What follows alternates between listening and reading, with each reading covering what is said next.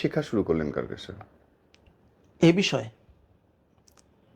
এই বিষয়ে আসলে এমনি তো কোরআন হাদিসের আলোকে সব কিছু আছে।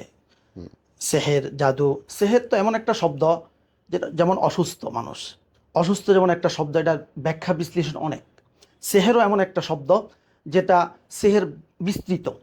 সেহের সেহের দ্বারা অসুস্থ হয়, সেহের দ্বারা মানুষ ব্যবসা বাণিজ্য বন্ধ হয়ে যায়, সেহের দ্বারা স্বামী স্ত্রীর অমিল হয়ে যায়, সেহেরের দ্বারা বাচ্চা কনসেপ্ট হয় না, সেহেরের দ্বারা বিবাহ শাদী বন্ধ হয়ে যায়। মানে সেহের এমন একটা শব্দ যেটা বিস্তৃত। যেমন অসুস্থ, না অসুস্থ ব্যাখ্যা করলে কি অসুস্থ, আমি ক্যান্সার, আমি ডায়াবেটিসে আক্রান্ত, আমি অ্যাক্সিডেন্ট করছি, আমার ব্রেনের সমস্যা, এরকমভাবে অনেক কিছু। তো সেহেরও এমন একটা জিন্নাত।